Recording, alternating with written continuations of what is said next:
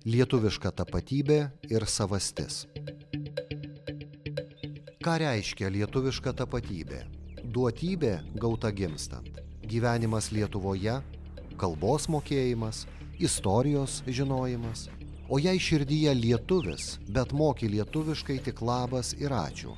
O jei tėvai, seneliai, lietuviai, bet toj pasakų šaly net nebuvai. Kiek sluoksnių, kiek dėmenų turi tapatybė? Ji viena ir amžina, ar kintanti, pučiant istorijos vėjams, keičiantis valstybių sienoms? Kalba yra tauta. Be kalbos nebus tautos, tauta išnyks. Be kalbos nebus atminties, nebus istorijos. Neatsiminsim savo tėvų, savo protėvių. Nežinau, man kalba tai viskas yra. Ir tarmė. Yra aukštaičių panevėžiškių tarmė, kuri dalinasi į dvi dalis, tai panevėžiškių šiaurinių, šiaurės panevėžiškių ir rytų panevėžiškių patarmės. Prie rytų gal kažkiek ir Kupiškėnų prisideda. Tai vat labai geras pavyzdys, aš esu grinai šiaurės panevėžiškių tarmės puoselėtoje, kaip tiesiog natūraliai atėję iš šeimos, o va mano kolegė Rita, kuri padėjo sudaryti, sakykime, šnektos žodyną, taip kalbėjo mūsų senoliai, tai jau jinai yra rytų panevėžiškių su ryškių Kupiškėnų ten įsiliejimu į tą tarmę. Tai aš esu grin rytų panevėžiškė, tai mūsų ta potarmė yra tokia labai navatinė. Ir aš pati esu gims netoli Vabalnyka. Tai va ir ta mano tarmė yra tokia vabalnikietiška, galim sakyti. Nors tėtė buvo Kupiškėnas, tai biškį įnešė ir tą kupiškėnišką prieskonę. Tai man nepaminėjo čia liūda tokią posakę, man labai patinka tas posakis, kaip mes sakom, kad verda tarp puodų. Kurgi Lietuvoje galim virti daugiau tarp puodų, jeigu ne Biržos.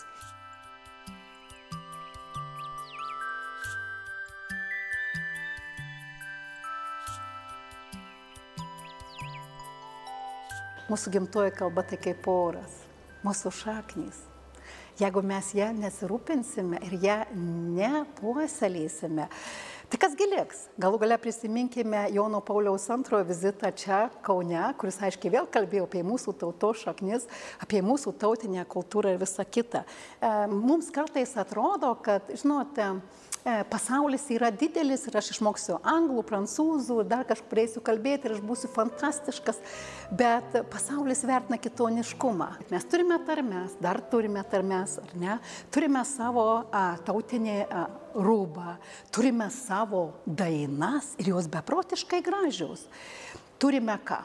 Savo kultūrinį paveldą. Na gerai, mes neturime tiek pilių, mes neturime tiek rūmų, mes norime patį svarbiausią dalyką. Tai yra kalba.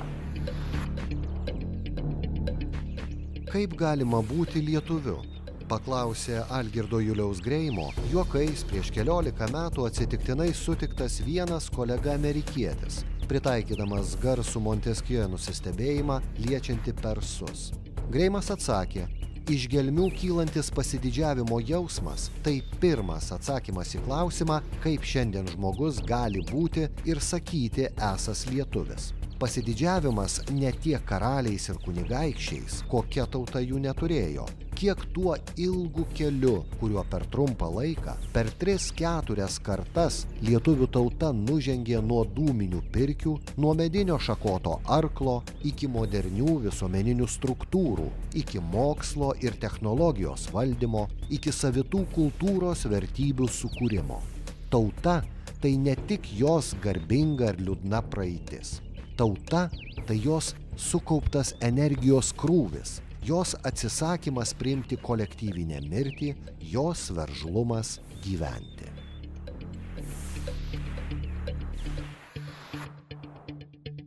Į saugyklai prikaupta visko, fotografijos, leidinių ir kažkaip galvoju, reikia padaryti parodą, čia skautam, moksleiviam, o ir šiaip gal vyresni kažkurie dar prisiminimus atsigaivins. Ką skaitė vilkiečiai, tarkim, tarpukarį.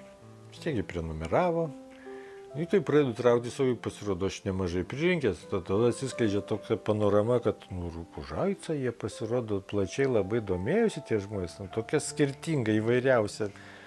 Ir aš pradėjau dėlioti ir nevalingai, kad po to pristatinėti turinį, ėmiau paskaitinės straipsnius įvairiausius. Ir staiga mane užkabina būtent tautos išnykimo reikalai. Pradedant Valančiaus darbais, senais spausdintais, kurie pas mane patekė.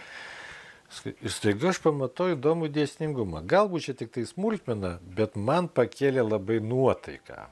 Ir davė savotišką faktą tiem, kurie, aš ir pats kartais puolu į liūdėsį, kad čia mums nekas, nes per maža terpė. Šiaip daug labai žmonių, kuriem rūpi vis tik tai tas mūsų išlikimas kaip tautos. Skaitau Valančių. Apibendrinant, sutrumpinant, galima sakyti, prasigėrė, išsivaikščioja, jaugi prasidėjo bangos buvo išvažiavimų. 19 amžiaus pabaiga, vėl tas pats. 20 amžiaus pradžia, pirmas pasaulinis karas, revoliucija vėl tas pats. Prieš antrą karą vėl tas pats, tik tiek, kad ko tolyn sugrįžti į praeitį, gražesnė kalba rašant. Ir daug atviriau ir nuoširdžiau rašoma. Ypač tokiam šaltinėje paėmus, kur Seinuose minėjau leido 20 amžiaus pradžioje. O aš taip žiūriu, galvoju, prasigėrė, išsivaikščio, degradavę, neberūpė. O kaip 3 milijonai, tai 3 milijonai.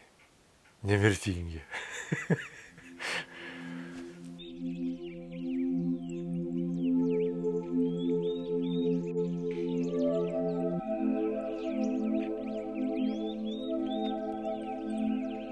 Lietuvių kalba turi vieną unikalų dalyką. Kol mes Lietuvoje dažnai išgyvename ir rūpinamės ir netgi ašaras liejam, kiek daug lietuvių palikę Lietuvą išsklido po visą pasaulį, Jungtinės valstijas, Britaniją, Ispaniją, dar kažkur. Ir bijom, kad jie nutautės. Tos baimės kartais yra pagrįstos, bet ne visi tikrai toli gražu. Ir mes matome, kad lietuviai tuo stiprus, kad išvažiavę bet kur kitur pasaulyje, dažniausiai ir ne visi, tai dauguma išlaiko kalbą. Ir per kalbą išlaiko ryšį su Lietuva.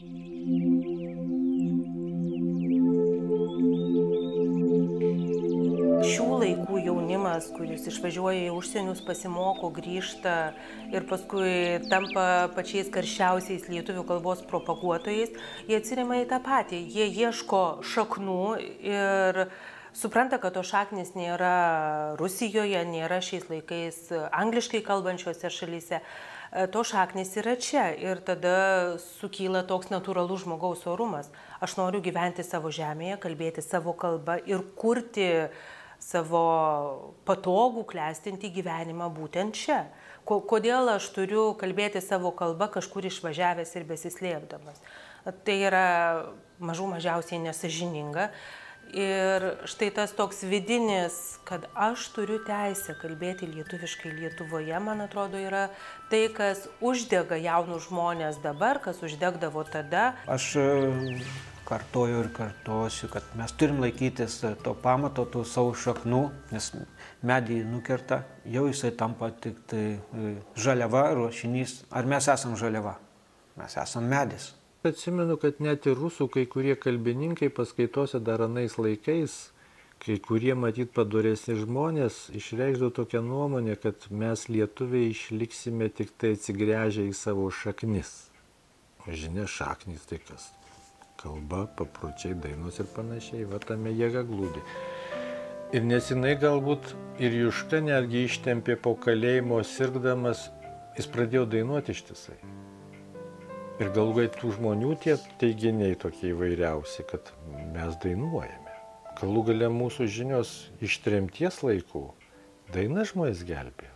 Daina tai turbūt yra ta vadinama subtilesnė bendravimo forma. Kada dainuoji, tada reiškia subtiliau bendrauji. Kažkaip tai žodžiu tu nepasakai to, o čia jau kažkaip tai toje dainoje viskas eina kaip per simbolius. Aš šiaip prastas dainininkas, bet tą giesmę, tą dainą aš priimu kūnu. Man tiesiog virpa vidus. Atsiduri tam vienyje, tam pačiam dažnyje ir jisai užveda, žadina ir pasaulį tada matai vaizdais, tam jeigu radiotechnikos kalba pasakytume, atsiduriam tam pačiam dažnyje. Virpesiai, kurie mus apjungia, kurie mus pakelia, veda. Tavo sūnus tai stiprybė semia, tai jau būtent per tas dainas. Aš suprantu, kad mes stipresni daromės. Būtent bendrai dainuodami, bendrai kurdami kažką, meną daromės stipresni. Tai taip, kiekvienas žodis tam tikrą dažnį kuria ir tas mus ir pažadina. Tie žodžiai paslėpti dainose ir už tai tos dainos mus taip pakelia, jos veda. Žiūrėkit, dėl ko, kai atėjo sovietai, dainos buvo uždraustos. Ir liko tik tai tos labai siauras jų ratas, nes daina žadina, kaip ir himnas. Jis irgi buvo uždraustas ir, aišku, jisai laikas nuo laiko kinta, keičiasi, bet esmė jame išlieka. Nu, taip, bet tai ir tremtiniai kūrė savo dainas, nesėdėjo tenai, o jau laiko nebuvo jiems ten per daug. Tai pati daina tau pasąmonėje pastoviai skambai veda. Partizanai irgi, taigi kur tu ten žeminiai, tik tai įlindęs gali. Taip, ir būtent dėl ko tą, ką poetas pasako per eiles, išreiškia, tas ir pasiekia sielos gelmes. Lietuvių kalba atsineša savyje labai daug per šimtmečius sukauptų dalykų. Skausmo, džiaugsmo, vargo, sinonimų, visko ten yra. Ir vienintelis galbūt, ko iš tikrųjų norėtųsi, tai priminti daugelį lietuvių, kad 2024 metų Liepos 3 dieną vyksta Vilniuje daugybė nuostabių renginių, taip pat ir šokiai ir dainos. Šventė, 100 metų. Tai 100 metų tokį turėti unikalų 10 000 šokėjų, atlikėjų, dainininkų, suburtų iš viso pasaulio nuo Urugvajaus iki Rusijos, suvažiavusių į Lietuvą ir lietuvių kalbai, šokių, tradicijai, kultūrai atiduoti tokią duoklę kaip masinį reiškinį, savanorišką reiškinį.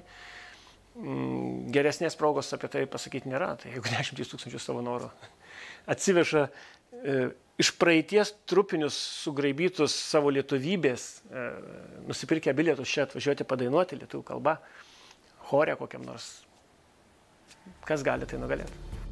20-ojo amžiaus pirmoje pusėje lietuvių tautą ištiko stebuklas. Tautai susidarė galimybės įsireikšti organizuotomis formomis, įsikūnyti valstybę. Tauta išlaikė savo brandos egzaminus. Lietuviui pasidarė savaime aišku, kad jis ne lenkas ir ne gudas, o lietuvis. Jam tapo savaime aišku, kad jis turi teisę, kaip ir kiti, savarankiškai tvarkytis ir gyventi. Kitaip sakant, būti lietuviu jam pasidarė natūralus, normalus, kasdienis jo gyvenimo būdas. Lietuva, lietuvybė ir lietuvių kalba, jie tiesiog yra kaip, genetinis kodas, kurį išėmus vieną elementą, jis tiesiog galėtų greičiausiai subirėti. Aš to nebijau pasakyti, todėl kad sovietmečiu, ką mes puikiai atsimename, kad šalia primestos rusų kalbos, bent jau čia Lietuvos turėjom ir lietuvišką spaudą, ir lietuviškai kalbėjom, ir lietuviškai rašė netgi žmonės įmonėse, kur neprivalėjo lietuvių kalbą daryti, savo norų tai darė. Ir čia nereikia slėpti, kodėl mūsų kaimynai švedai, suomiai nori, kad jų žurnalistai, jų pačių žurnalistai, jų kalba važiuotų į pasaulį ir pasakotų, kas vyksta pasaulyje jiems. Nes žmonės kalba ir pasakoja per savo mąstymo būdą, per savo kalbą, supratimą, pajautimą. Ir mes tą patį turim. Nėra prastesnių kalbų. Tiesiog yra įtaka skirtinga. O kokia ta lietuvių kalbos įtaka pasaulyje, čia jau priklauso nuo mūsų ir nuo mūsų orumo vidinio. Ir Paryžiaus fabrike, ir Niujorko dangoraižio biure, ir Etiopijos džiunglėse lietuvis tvirtai neša savo kaip lietuvio vardą, kad jis visur laiko savo elgesį pagal tam tikrą dažnai nesąmoningą idealų lietuvio vaizdą. Lietuvių kalba nuėjo tokį sudėtingą, įdomų ir, man atrodo, vis dėlto, drįsčiau pasakyti, labai archaiškos, bet tuo pačiu labai atviros kalbos kelią. Todėl, kad mes visų pirma turim dar pasidžiaugti ir tuo, jog mes esame išlaikę tarmes. Žemaičiai, puikiai suduviai ir aukštaičiai žino, apie ką aš kalbu. Ir mes turim net leidinių ir net interneto svetainių, kurie ir šiandieną rašo tarmiškai netgi. Ir jeigu mes važiuosim į Telšius, tai pamatysim užrašą Telšiai.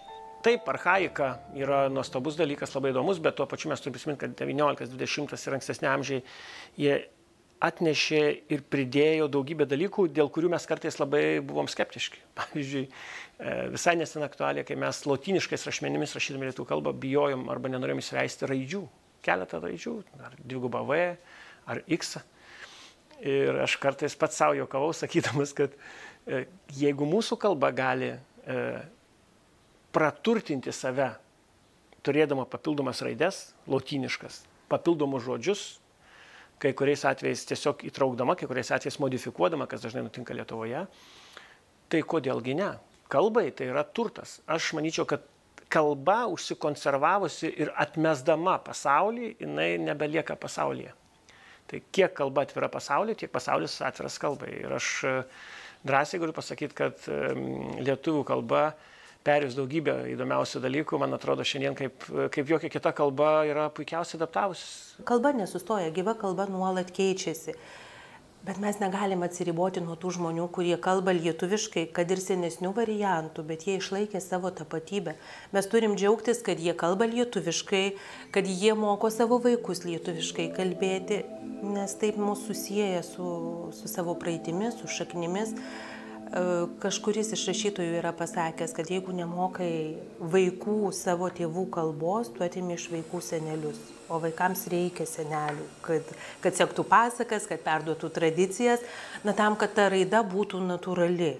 Labai džiugu, kad Lietuvių kalbos komisija jau daug metų turi tą ne tik tradiciją, bet nuolatinį darbą, kviesdama ir pačius lietuvius siūlyti žodžius, naujadarus. Jie iš tikrųjų yra sukaupę unikalias kolekcijas, kurias galim visi pažiūrėti internete. Yra daugybė pasiūlytų naujų žodžių, daugybė žodžių, kurie yra sudurtiniai, sudėti iš įvairiausių kūrybinių minčių ir idėjų. Ir jie yra aptarinėjami, kai kurie tampa mūsų kasdienybės žodžiais, kai kurie numiršta arba lieka egzotiškais žodžiais. Bet man vis tiek šiuo metu, kai mes kalbamės vykstant pasaulio, turbūt dėmesį sukaušiusiam kukliosios Europos futbolo čempionatui, mes vis dar prisimenam kokius nors žodžius, kad futbolo žaidėją galime ir Spirdžium pavadinti. Ir jeigu iš tikrųjų nelabai gerai žaidžia, tai kartais sakai, ir Spirdžius. Tai mes turime viską, turime ir futbolą žodį, bet turime ir Spirdžius. Tai visai neblogai skamba. Jeigu kalba būtų negyva, mes jų neturėtume, mes turėtume tik vieną variantą. Normalu, kad skiriasi lietuvių kalba priklausomai nuo to, kas kalba, darželinukas ar profesorius. Ir kalba turi būti visokia. Bet mes tiesiog turim susitarti, kada kas tinka. Ir va to susitarimo kartais mes pasigendam ir kartais grįžta toks noras būti šventesniems už patį popiežių. Atmesti tai, koks tu esi iš tikrųjų, tai kaip tu kalbi ir sulysti į sterilios kalbos rėmus.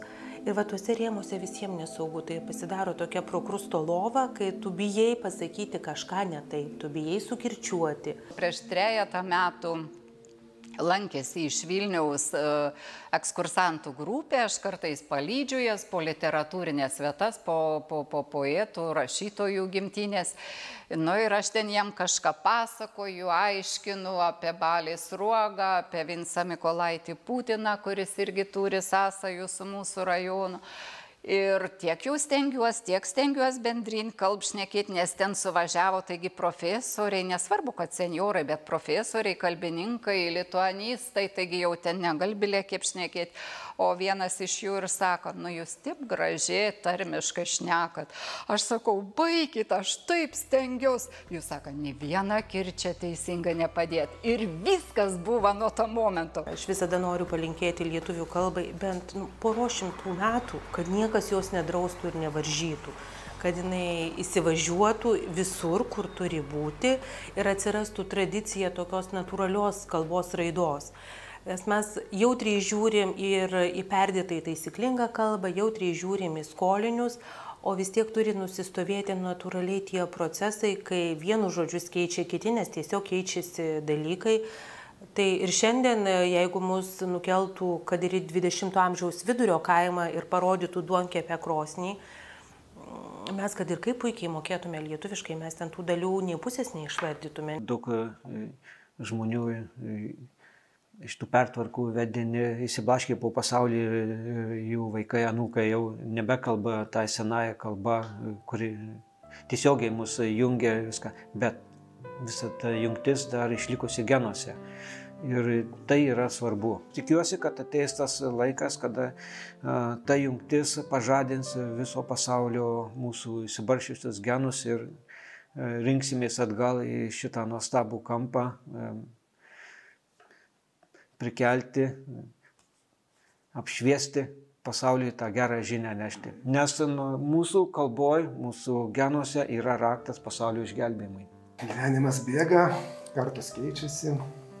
Kiekvienas vis žmogus ateina vis kitoks, bet ta mūsų, kaip sakoma, lietuvio žmogaus linija, jinai išlieka ir manau dar išliks, nereikia taip nurašyti, kad čia po 100 metų nieko nebus ir po 1000 metų ir ilgiau, čia taip jau bus kitokioje formai, bet viskas bus kaip, kad vežimas buvo su 4 ratais, taip ir dabar ir elektrinis automobilis su 4 ratais nieks kita nesikeičia. Taip ir mes, manau, dar ilgai gyvuosim.